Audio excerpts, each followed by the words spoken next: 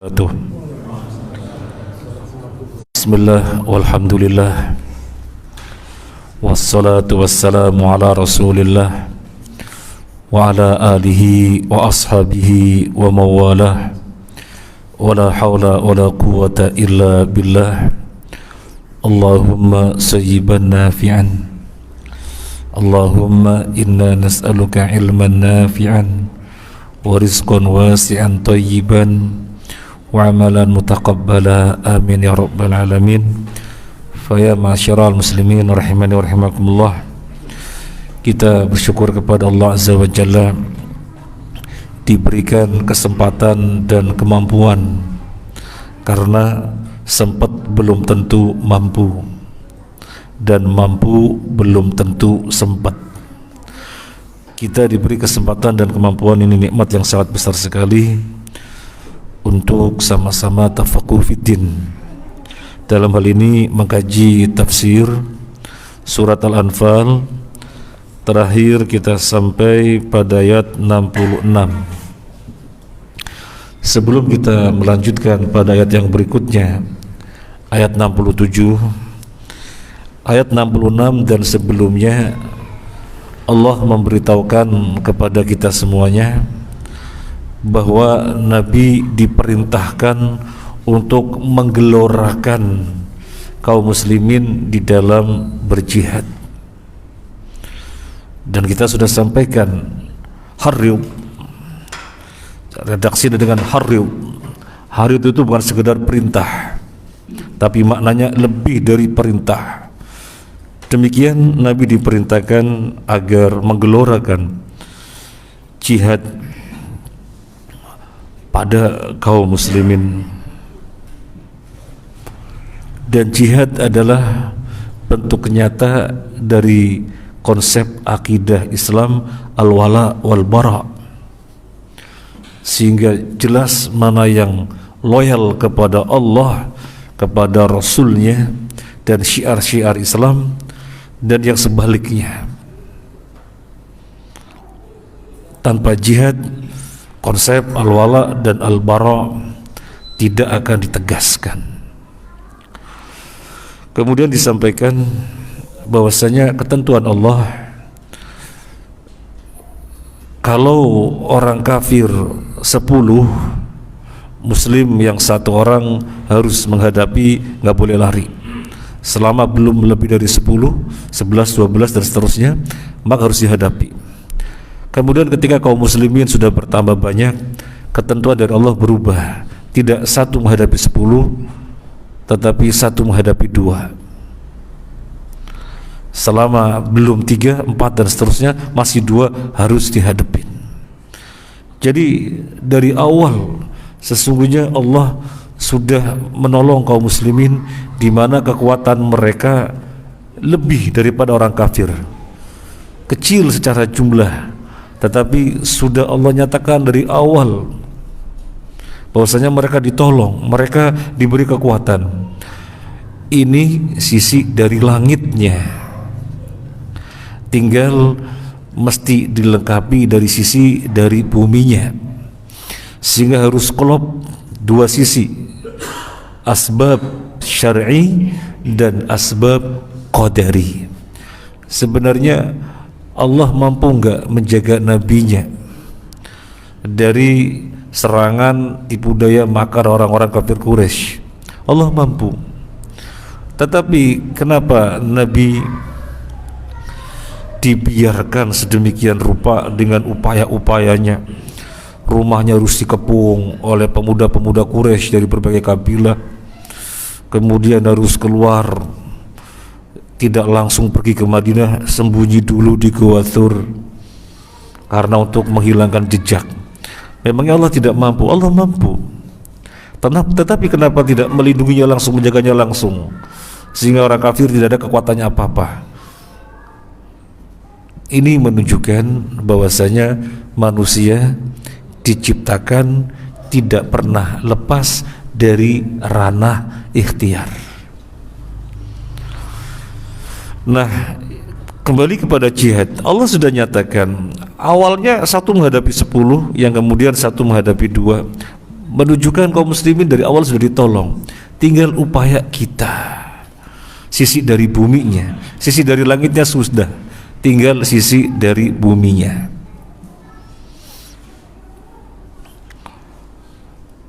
Kemudian kalau ditanya, kok bisa satu menghadapi 10, yang kemudian satu menghadapi 2 dan selalu menang? Jawabannya, keimanan yang ada pada dada-dadanya kaum muslimin itulah kekuatan.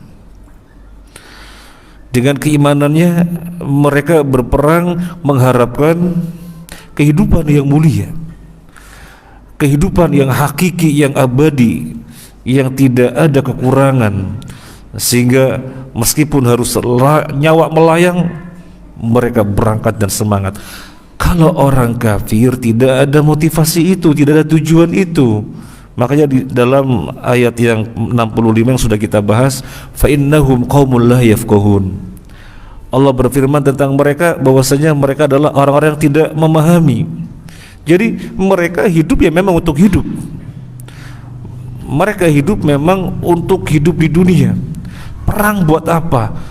Mereka kalkulasi kalau memang kemudian menang, perluasan wilayah dan seterusnya, hidup nikmat dan seterusnya, maka mereka berangkat. Ketika kemudian mereka terpepet, kemudian terdesak atau apa, untuk ngacir sangat gampang. Buat apa terus-terusan dipertahankan kalau kemudian nyawa menjadi melayang? Kalau kaum muslimin enggak. Kalau memang nyawa harus melayang, surga telah menantinya. Maka inilah kekuatan yang luar biasa. Musuh berapapun jumlahnya, kaum muslimin dengan jumlah yang sedikit, tetapi kekuatannya lebih dahsyat dari mereka. Yang lalu kita ceritakan kisah nyata ketika peperangan terjadi antara Bosnia dan Serbia. Orang yang menyaksikannya langsung menceritakan bahwasanya tentara muslim dari Bosnia mendekati tentara Serbia yang berada di tank dengan perlengkapan senjata yang ada di situ. Tak beli ya, berapa ribu dolar. Langsung ya oke. Apa kata mereka? Ngapain kita? Capek-capek. Ini sudah jelas sekian ribu dolar diterima. Padahal akan menguatkan pihak musuhnya. Tapi diterima karena fa innahum qaumun bi annahum qaumun la yafqahun. Mereka orang yang tidak memiliki motivasi tujuan. Yang penting hidup di dunia. Muslim bukan yang terpenting hidup. Muslim itu ish kariman au mut syahidan, itu muslim. Kalau ada orang muslim di dunia, yang penting urip, yang penting hidup. Hidup dengan kerendahan kayak, hidup dengan kehinaan kayak, ini bukan sifat muslim. Asywa'iyan, asal jalan, serabutan hidupnya, enggak jelas tujuannya kemana, itu bukan muslim. Lebih tepat dia ketempelan orang Yahudi. Di surat Al-Baqarah yang sudah sangat lama dibahas, disebutkan di sana, wala tajidannahum ahrasan nasi ala hayatin. Kamu, yang dimaksud Nabi sallallahu alaihi wasallam, benar-benar akan menjumpai mereka orang-orang Yahudi, orang yang paling tamak kepada kehidupan, hayatin dengan sihon nakirah. Wala tajidannahum ahrasan nasi ala hayatin dengan sihon nakirah. Artinya apa? Mereka itu pengen hidup berlama-lama di dunia. Hidup yang bagaimana? Yang terpenting urip, hayatin. Jadi sihonya nakirah. Yang penting urip, urip bagaimana gak jadi soal. Meskipun hidup dengan kerendahan, kehinaan, yang penting urip. Muslim tidak begitu. Muslim ish kariman au mut syahidan. Hidup dengan mulia, menjalankan syariat, menjaga syariat, bela-belain syariat, mempertahankan syariat. Adzan dikumandangkan biar kaum muslimin mendengar, datang ke masjid, bukan malah dikecilin. Jadi bela-belain syariat, ini muslim. Untuk bela-belain syariat, ini adalah kemuliaan, karena memang hidup tujuannya ke sana, ridho Allah. Dan seandainya untuk mempertahankan bela-bela syariat harus mempertaruhkan nyawa, Muslim tidak ada permasalahan, karena disitulah motonya mut syahidan. Makanya kita Muslim nggak boleh membleh, hidup asal jalan gitu, nggak boleh membleh. Makanya juga kita sering sampaikan kepada teman-teman mahasiswa bahwasanya teman-teman ini adalah orang-orang yang harus bersyukur karena keberadaannya sesuai dengan hadis Nabi, syabun nasya'a fi ta'atillah, pemuda yang tumbuh dengan ketaatan. Kalau orang tua mengatur waktu untuk berbuat ini, kebaikan ini, ya wajar orang tua. Orang sono bilang sudah bau tanah. Tapi pemuda yang keinginannya, yang gejolaknya, geloranya masih kuat untuk pengen ini, pengen menunjukkan ini jati dirinya, menampilkan dan seterusnya, tapi bisa tundukkan untuk peribadahan ketaatan, maka rewardnya pun besar. Termasuk satu dari 7 golongan yang mendapat naungan di saat tidak ada naungan kecuali naungan Allah. Ini Muslim. Nah, sekarang kita lanjutkan ayat 67, masih terkait dengan jihad. A'udzu billahi minasyaitonir rajim. Ma kana linabiyyin ay yakuna lahu asra hatta yudhhina fil ard. Turiduna 'aradad dunya wallahu yuridul akhirah wallahu azizun hakim. Tidaklah pantas bagi seorang nabi mempunyai tawanan sebelum dia dapat merobohkan musuhnya di bumi. Kamu menghendaki harta benda dunia, sedangkan Allah menghendaki pahala akhirat untukmu. Allah Maha Perkasa, Maha Bijaksana. Tidak pantas bagi nabi untuk memiliki tawanan hingga menaklukkan musuh-musuhnya di muka bumi terlebih dahulu. Kalian menginginkan kenikmatan duniawi, sementara Allah menghendaki untuk kalian akhirat. Allah azizun hakimun. Para jamaah rahmani wa rahimakumullah, ayat ini terkait dengan kaedah di awal peperangan. Bahwasanya kaedah di awal peperangan adalah tidak boleh mendahulukan apapun, memikirkan ghanimah, rampasan perang, tidak boleh sama sekali. Yang ada dalam pikirannya, yang ada dalam perhatiannya adalah menaklukkan musuh seluas-luasnya, sebanyak-banyaknya, biar Islam dengan syariatnya unggul di muka bumi.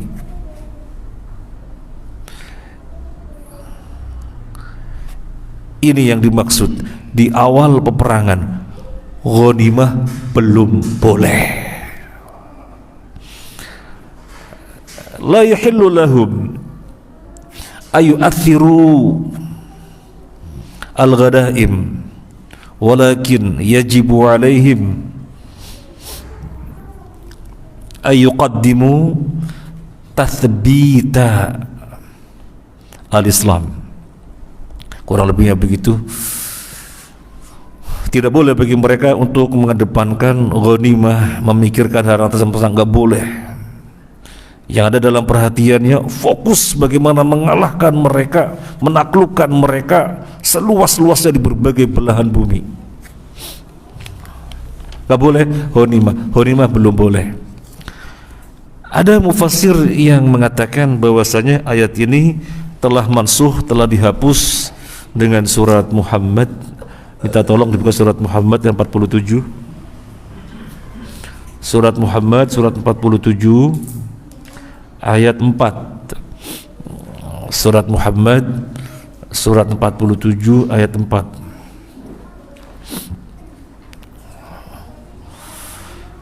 فَإِذَا لَقِيتُمُ الَّذِينَ كَفَرُوا فَضَرْبَ الرِّقَابِ hatta idza adkhantumuhum fashuddul wathaq fa imma mannan ba'du wa imma fidaan hatta tad'al harbu awzaraha.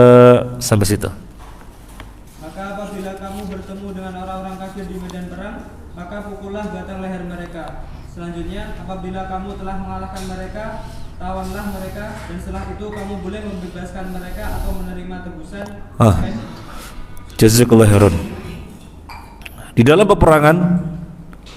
dalam peperangan hadapi musuh sampai mereka dikalahkan. Kalau mereka sudah kalah, terserah kamu. Mau kamu bebaskan itu tawanan atau kamu mau mengambil upeti. Artinya tebusan, maaf, bukan upeti, tebusan. Nih tawanan, beberapa nih tawanan, mana keluarganya yang mau menebus, tebus.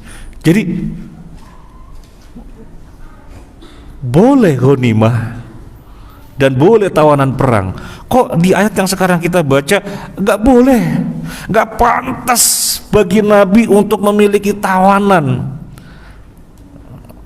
Yang dimaksud di sini Nabi, yang disebutkan Nabi, nggak pantas bagi Nabi. Tentunya bukan Nabi saja, Nabi dan para sahabat nggak pantas memiliki tawanan, nggak pantas memikirkan ghanimah. Nggak boleh itu dalam pikirannya. Yang wajib dikerjakan adalah memikirkan bagaimana agar syiar Islam dengan syiarnya kokoh, teguh di muka bumi, taklukkan mereka di berbagai tempat di muka bumi. Nggak boleh ghanimah, nggak boleh tawanan. Ada yang mengatakan bahwasanya ayat ini sudah dimansuh dengan surat Muhammad tadi, ayat berapa? Ayat 4. Tetapi yang sahih Allah a'lam bukan dimansuh, karena yang kita bahas sekarang ini di awal peperangan. Di awal peperangan belum boleh, kemudian yang berikutnya menjadi boleh, jadi bukan dimansuh. Surat Al-Anfal ayat 67 ini terkait dengan Nabi Sallallahu Alaihi Wasallam yang meminta pendapat kepada Abu Bakar dan Umar terkait dengan tawanan di dalam perang Badar, perang yang pertama kali. Berapa tawanannya? 70 dari orang kafir. Mau diapakan nih? Minta pendapatnya Abu Bakar radhiyallahu an, minta pendapatnya Umar radhiyallahu an. Kita bacakan saja ya. Kita bacakan.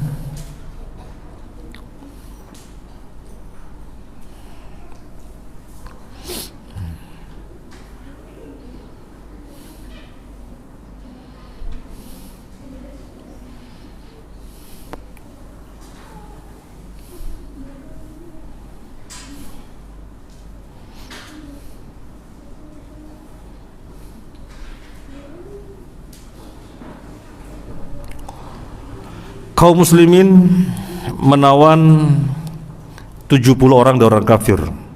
Wasarru sab'in. Kemudian Ibnu Abbas yang menuturkan Ibnu Abbas.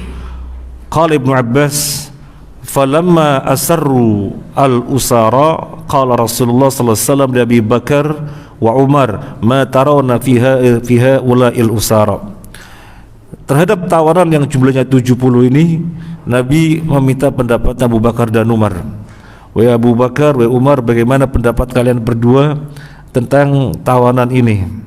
Faqala Abu Bakar, ya Nabi Allah, hum banul ammi wal ashirah, ara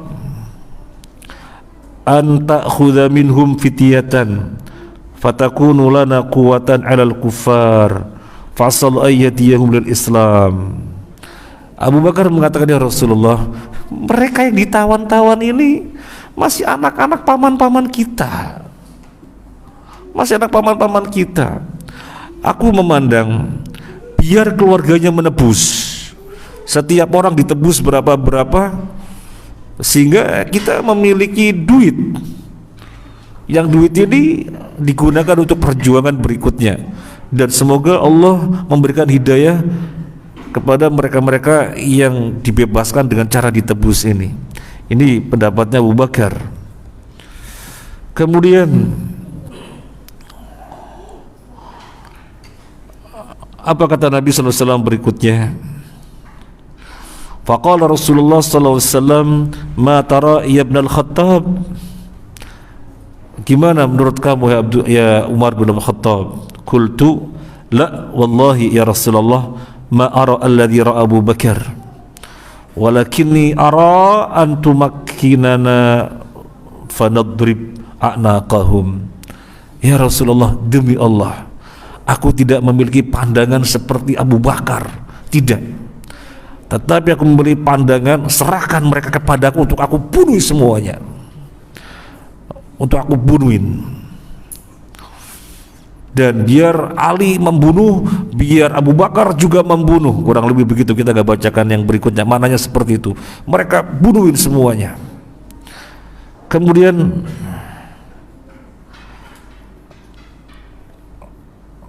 apa yang terjadi?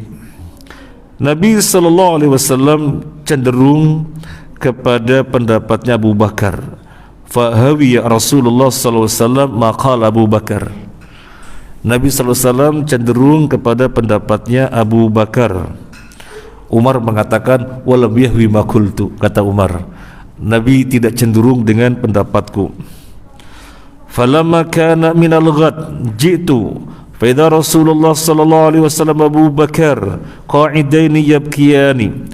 Keesokan harinya aku temui Nabi dan Abu Bakar yang keduanya lagi duduk dan menangis. Qultu ya Rasulullah akhbirni min ayyi syai'in tabki anta wa sahibuka. Ya Rasulullah, beritahukanlah aku apa yang menjadikan engkau dan temanmu ini, maksudnya Abu Bakar, menangis. Beritahukanlah aku.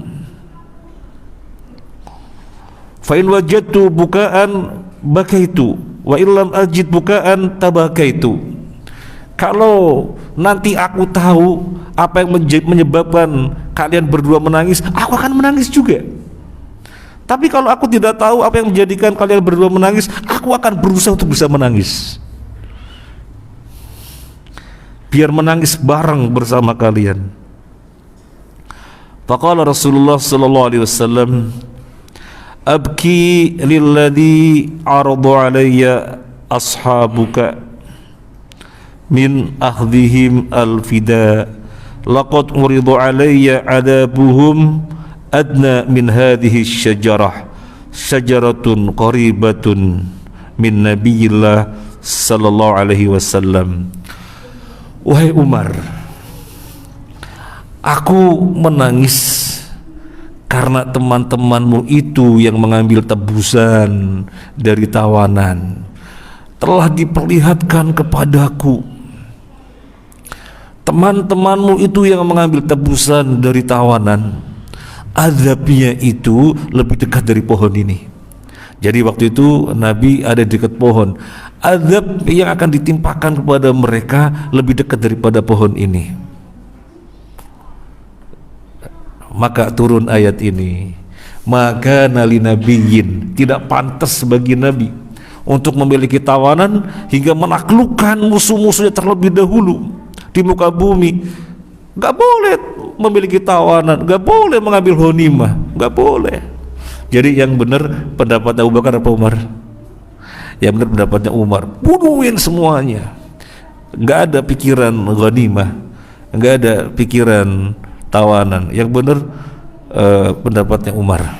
Memang Umar radhiyallahu an di dalam banyak hal pendapatnya, tindakannya itu menjadikan sebab turunnya syariat. Termasuk adzan yang kita adzan yang harus dikumandangkan biar berkumandang di mana-mana, jangan dikecilin. Itu diantaranya mimpinya Umar radhiyallahu an. Ketika Nabi sallallahu alaihi wasallam mengajak syura kepada para sahabatnya, dengan para sahabatnya ini kaum muslimin sudah banyak meluas di berbagai tempat. Apa yang kita gunakan untuk memberitahukan mereka sehingga mereka tahu waktu sholat sudah masuk. Ada sebagian sahabat mengatakan kita bunyikan trompet. Oh enggak, itu tasyabbuh dengan Yahudi. Oh kita bunyikan lonceng, nanti orang tahu waktu sholat sudah masuk. Oh enggak, itu tasyabbuh bin Nasara. Oh ini ya Rasulullah, kita nyalakan api di tempat yang tinggi, nanti orang-orang melihatnya, oh sudah api unggun telah menyala, waktu sholat sudah masuk. Enggak, itu tasyabuh dengan Majusi. Kemudian Abdullah bin Zaid radhiyallahu anhu mengatakan, ya Rasulullah, aku bermimpi, di dalam mimpiku aku melihat ada seseorang membawa lonceng. Aku bilang kepada dia, sini loncengnya buat aku beli. Lo buat apa? Kata orang itu dalam mimpi, buat aku memberitahukan waktu sholat bagi kaum muslimin. Lo jangan, pakai kalimat-kalimat ini, Allahu Akbar, syahadu la ilaha illallah, dan seterusnya sampai selesai sebagaimana yang Pak Win kumandangkan itu. Baru Abdullah bin Zaid menyampaikan itu, Umar bin Khattab kemudian menyampaikan, dia datang dan menyampaikan, ya Rasulullah, aku mimpi dengan mimpi yang sama persis ya Rasulullah. Ini mimpinya sahabat, ditetapkan oleh Nabi sebagai syariat. Mimpinya kita apa? Dikejar anjing, bangun-bangun kecapean. Nah, ini jadi ayat ini 67 yang sesuai adalah pendapatnya Umar radhiyallahu an. Jadi belum boleh ghanimah dan belum boleh tawanan. Turidun aradud dunya, kalian menghendaki harta duniawi sehingga mengadakan tebusan. Wallahu yuridul akhirah, Allah menghendaki akhirat untuk kalian. Biarkan keberadaan syariat Islam, agama Islam kokoh dengan menaklukkan musuh di berbagai tempat dulu. Jangan mikirin dunia. Para jamaah rahimani wa rahimakumullah, kalau kita membaca ayat ini, suka-suka yang terbayang adalah perintisan para perintis pondok pesantren, para perintis lembaga pendidikan yang dengan segala susah payahnya bagaimana bisa berjalan, harus ngutang sana ngutang sini dan seterusnya, menggali dana sana menggalang sini biar berjalan, dan boro-boro memikirkan bagaimana nanti untungnya. Wong untuk yang sedang dijalannya, dihadapinya ini butuh keuangan yang sangat banyak sekali. Malah yang dipikirkan adalah sekarang harus settle sehingga nanti penerusnya tidak usah susah-susah. Rata-rata para perintis seperti itu.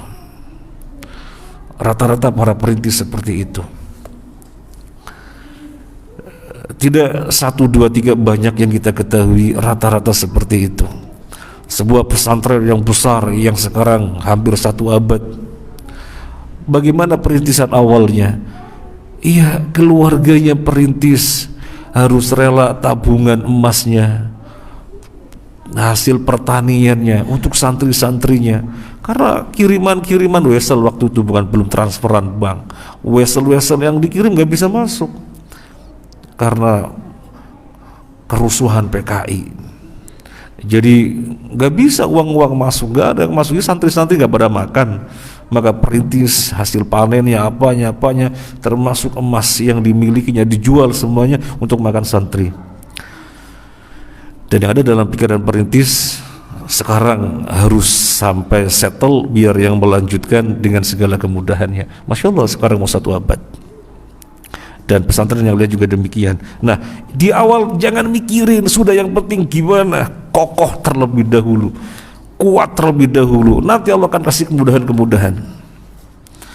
Nah, wallahu azizun hakim, Allah itu maha aziz perkasa, hakim maha bijaksana. Allah aziz perkasa, hakim bijaksana. Aziz tidak sendirian dan hakim tidak sendirian. Bagaimana tadabbur kita? Allah itu perkasa, tetapi keperkasaannya tidak menjadikan semena-mena, karena dia hakim bijaksana. Dia bijaksana, hakim, tapi bijaksananya tidak menjadikan berada dalam kerendahan, diremehkan, karena dia aziz perkasa, azizun hakim. Maka orang yang memahami azizun hakim, maka ini akan menjadi karakter baginya di dalam menjadi leader. Harus perkasa, harus kuat, harus memiliki karakter, tapi nggak boleh semena-mena, harus hakim bijaksana. Kemudian hakim bijaksana, jangan kemudian bijaksananya menjadikan dia lemah, kemudian direndahkan. Jangan, dia aziz bersamaan dengan kebijaksanaannya, bersamaan dengan bijaksananya, yaitu perkasa, azizun hakim. Kemudian dari ayat 67 ini ada poin yang disampaikan oleh para ulama. Qala al-ulama, para ulama mengatakan bahwasanya ayat ini memerintahkan agar Nabi berijtihad. Mungkin dari awal kita bertanya-tanya, Nabi dihadapkan pada tawanan ada 70, sampai Nabi kemudian meminta masukan dari Abu Bakar, meminta masukan dari Umar, berarti ada wahyu turun apa enggak? Nah, kan selama ini kita mengetahui segala sesuatu wahyu. Tidak, ada kalanya Nabi dibiarkan dengan istihadnya. Contohnya ini, Nabi dibiarkan dengan istihadnya. Jadi ayat ini menunjukkan Allah memerintahkan Nabi agar beristihad. Maka Nabi pun bermusyawarah, karena di dalam ayat yang lain disebutkan wasyawirhum fil amri, bermusyawarahlah dengan mereka di dalam satu urusan. Maka Nabi bermusyawarah, istihad. Nabi disuruh istihad. Kenapa? Karena nanti akan betul. Nabi disuruh beristihad karena nanti hasilnya akan betul di sisi Allah. Seandainya salah, akan Allah luruskan. Makanya istihadnya Nabi, atau Nabi dipersilakan istihad, tidak mungkin salah. Karena beliau disuruh beristihad pasti betul. Seandainya tidak betul di sisi Allah, maka Nabi akan meluruskannya. Termasuk tadi yang kita sampaikan, gimana ini kaum muslimin sudah luas untuk memberitahukan mereka agar mereka tahu waktu sholat sudah masuk bagaimana. Apa langsung dari wahyu?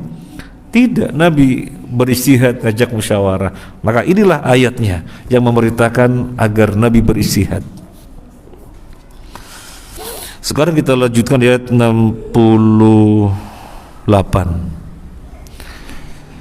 Laula kitabun minallahi sabaqa lamassakum fima akhadhtum adzabun azim. Sekiranya tidak ada ketetapan terdahulu dari Allah, niscaya kamu ditimpa siksaan yang besar karena tebusan yang kamu ambil. Sekiranya tidak ada ketetapan yang mendahului, kita mengetahui bahwasanya segala apapun yang terjadi sampai hari kiamat sudah Allah tetapkan di Lauhul Mahfuz. Seandainya tidaklah suatu ketetapan yang mendahului mereka, perbuatan mereka yang mengambil ghanimah, mengambil tebusan dari tawanan, niscaya mereka ditimpa azab yang besar. Tafsirnya ada 3. Yang pertama, kalaulah tidak ada catatan Allah bahwasanya Allah telah menetapkan nantinya ghanimah akan dihalalkan bagi mereka, dan ini sebagai muqaddimahnya, maka mereka akan diazab. Seandainya tidak ada ketetapan dari Allah bahwasanya nanti ghanimah, tawanan dihalalkan untuk mereka, niscaya mereka akan diazab. Ini yang pertama. Yang kedua, seandainya tidak ada ketetapan dari Allah bahwasanya orang yang berbuat karena ketidaktahuan akan diazab, tidak akan diazab, mereka akan diazab. Tapi ketetapan Allah, orang berbuat karena ketidaktahuan, apalagi orang berbuat atau tidak berbuat karena kelupaan, kemudian karena ketiduran, itu ketetapan Allah dimaafkan. Termasuk dalam hal ini yaitu salah satu dari yang tiga, karena ketidaktahuan. Mereka belum tahu kalau ternyata belum boleh menebus dari tawanan. Yang semestinya dilakukan adalah bunuhin semuanya. Belum tahu. Jadi karena kebodohan, makanya tidak diadab. Yang ketiga, sekiranya tidak ada ketetapan dari Allah bahwasanya Allah memaafkan ahli Badar, niscaya mereka akan diadab. Tetapi Allah telah memaafkan untuk ahli Badar. Allah telah menetapkan bahwasanya ahli Badar itu dimaafkan, maka mereka tidak diadab. Nanti akan kita bahas sisi yang ketiga ini. Kita bahas yang pertama dulu, bahwasanya Allah telah menetapkan ghanimah, tawanan, nanti dihalalkan untuk kaum muslimin, dan kejadiannya dalam muqaddimahnya, di mana ghanimah sebelumnya diharamkan untuk nabi-nabi siapapun. Sejak Nabi Muhammad saja ghanimah dihalalkan. Sebelumnya tidak ada yang dihalalkan. Ketika mereka mendapatkan ghanimah, harta rampasan perang, harus ditempatkan di satu tempat, nggak boleh ada yang disembunyikan, ditempatkan di satu tempat keseluruhannya. Kemudian Allah kirim api yang menyambar. Setiap kali peperangan demikian. Baru zaman Nabi SAW syarat itu diubah, ghanimah halal untuk Nabi SAW dan umatnya.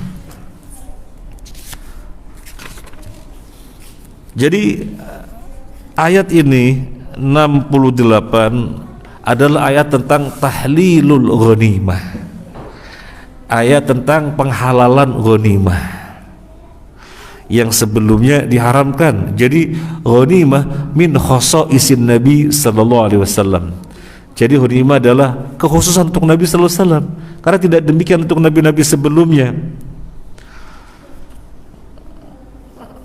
Dan ghanimah adalah harta yang paling bagus, yang paling berkah, sehingga rizki yang Nabi dapatkan adalah rizki dari ghanimah, karena ghanimah adalah rizki yang paling bagus, yang paling berkah. Dan Nabi SAW bersabda dalam hadis Abdullah ibnu Umar, ju'ila rizki tahta dhilli rumhi, dijadikan rizki bagiku dengan tombak. Artinya apa? Dengan tombak kemudian mengalahkan musuh, mendapatkan ghanimah, itulah rizki yang aku berikan kepadaku. Karena memang sebaik-baiknya rizki dan seberkah-berkah rizki adalah ghanimah, maka itulah yang diperuntukkan untuk Nabi Sallallahu Alaihi Wasallam.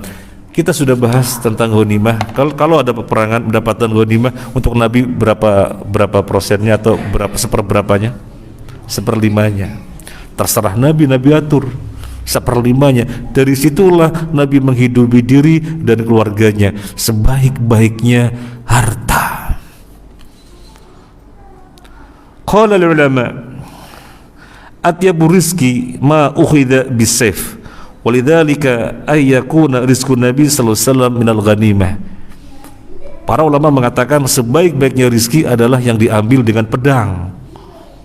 Makanya itulah rizki yang diperuntukkan untuk Nabi dari ghanimah.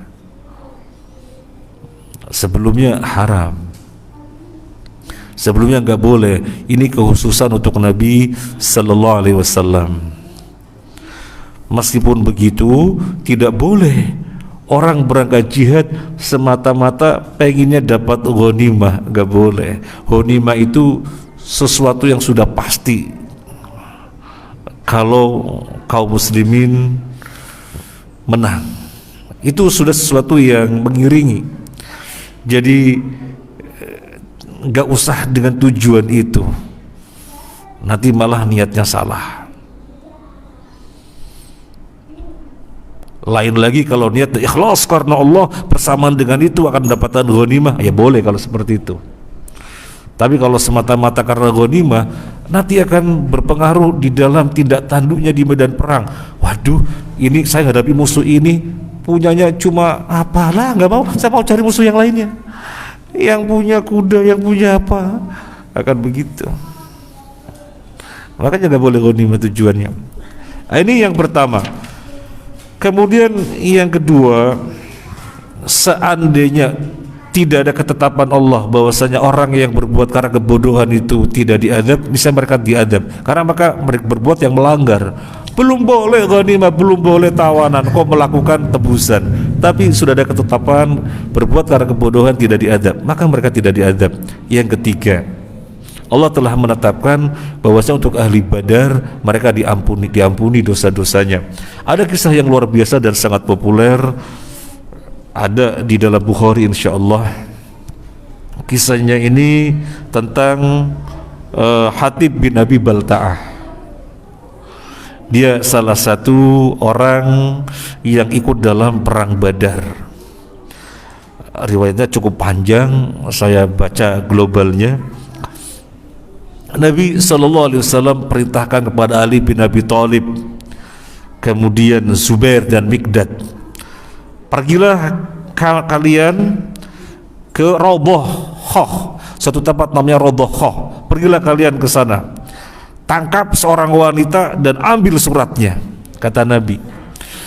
Maka Ali bin Abi Thalib, Zubair dan Mikdad berangkat ke tempat yang dimaksud oleh Nabi, dan benar di sana ada rombongan. Di situ ada seorang wanita yang manggul apa begitu, maka di stop. Berikan yang kamu bawa kepadaku. Lu, aku bawa apa? Berikan yang kamu bawa kepada kami. Wah, ngayal. Akhirnya diancam, mau memberikan atau mau kami robek bajumu sehingga kami ambil sendiri yang kamu bawa. Ada dikasihkan. Ternyata surat. Isinya apa? Isinya dari Hatib bin Abi Balta'ah, ditujukan untuk orang-orang kafir Quraisy yang di Mekah, memberikan tentang ihwalnya Nabi SAW begini. Ini kan namanya membocorkan rahasia Nabi kepada musuh.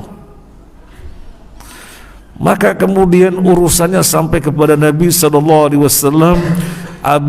Hatib bin Abi Balta'ah dipanggil Nabi, dilakukan persidangan, dan biasa Umar radhiyallahu an, orang yang sangat tegas, serahkan kepadaku biar aku penggal lehernya, ini pengkhianat. Apa kata Nabi? Jangan, karena Nabi berbuat berdasarkan wahyu. Jangan. Nabi bertanya kepada Hatib bin Abi Balta'ah, apa yang membuatmu melakukan demikian? Ya Rasulullah, ini para sahabat, orang-orang ini hijrah ke Madinah, keluarganya yang di Mekah, mereka memiliki backing sehingga mereka aman, ada backingnya, tidak disakiti. Loh, saya nggak ada siapa-siapa. Kemudian gimana dengan orang-orang saya yang masih di Mekah disakiti dan seterusnya? Maka sebagai timbal baliknya, biar keluarga saya, orang-orang saya tidak disakiti, ini timbal baliknya saya beritahukan kepada mereka apa yang mereka minta. Dan Nabi memaafkan. Kemudian turun ayat, ya ayyuhal, turun ayat mana tadi?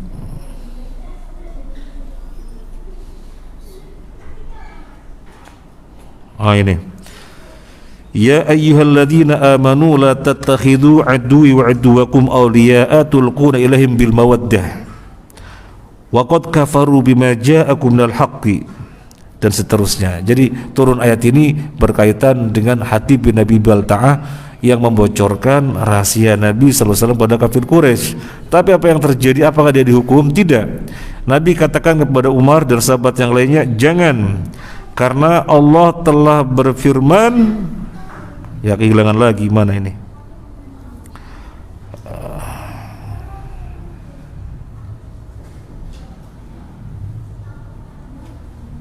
Karena Allah telah beriman kepada para syuhada Badar, i'malu ma syi'tum faqad ghafartu lakum.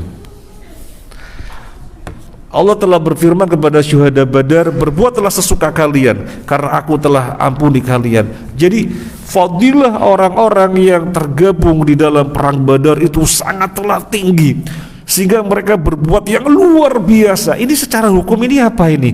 Membocorkan rahasia Nabi kepada orang kafir. Secara hukum ini apa? Secara hukum ini perbuatan dosa yang sangat besar sekali. Tapi karena dia sebagai ahli Badar, dan Allah telah menetapkan untuk ahli Badar mereka diampuni dosa-dosanya, sehingga terkait dengan ayat yang sedang kita bahas, seandainya tidak ada ketetapan Allah bahwasanya ahli Badar diampuni, lamassakum fi ma akhadtum adzabun adzim, niscaya mereka akan ditimpa azab yang besar kalau tidak ada ketetapan Allah. Nah, sehingga orang-orang yang mengambil tebusan, yang kemudian Nabi dan Abu Bakar nangis karena diperlihatkan bahwasanya adab mereka yang mengambil tebusan lebih dekat daripada pohon ini. Nabi nangis, tapi tidak Allah adab, soalnya sudah ada ketetapan Allah. Ahli Badar mereka dosa-dosa telah diampuni oleh Allah Azza wa Jalla. Tapi bukan kemudian keberadaan mereka kita bersikap hulu, kita bertawasul kepada mereka, mereka sudah meninggal dunia. Salatullah salamullah ala toha rasulillah, salatullah salamullah ala yasin habibillah, tawassalna bibismillah wabil hadi rasulillah. Nah itu sampai situ nggak apa-apa. Tapi yang berikutnya, wa kulli mujahidin lillah bi ahlil badri, ya Allah, tawasul kepada ahli Badar. Mereka orang-orang yang luar biasa kedudukannya di sisi Allah, sampai berbuat dosa seperti itu Allah ampuni karena fadilah mereka tergabung dalam perang Badar, perang yang pertama dalam Islam, yang sampai Allah berfirman kalau mereka mengadakan perjanjian untuk berperang, di sana mereka akan menyelisih untuk tidak pernah terjadi karena mereka gak menginginkan perang. Maka kemudian Allah kondisikan sebagaimana sudah kita bacakan, Allah kondisikan kemudian terjadi peperangan, maka mereka yang tergabung di dalam perang Badar fadilahnya sangat tinggi sekali. Tapi bukan untuk disikapi dengan hulu, bertawasul kepada ahli Badar padahal mereka sudah wafat, di mana tawasul dengan orang soleh syaratnya orang solehnya masih hidup. Kalau sudah wafat tidak boleh. Ini bisa kita sampaikan, semoga bermanfaat. Kalau ayat yang setelahnya ayat 69 ya masih kelanjutannya, fakulu mimma ghanimtum halalan thayyiba, makanlah dari ghanimah yang kalian dapatkan halal thayyib. Penegasan ghanimah sudah halal, sebelumnya diharamkan. Insyaallah kita bahas pada pertemuan yang akan datang insyaallah. Terima kasih dan mohon maaf atas hal-hal yang kurang berkenan. Subhanakallahumma wa bihamdika asyhadu an la ilaha illa anta astaghfiruka wa atubu ilaik. Assalamualaikum warahmatullahi wabarakatuh.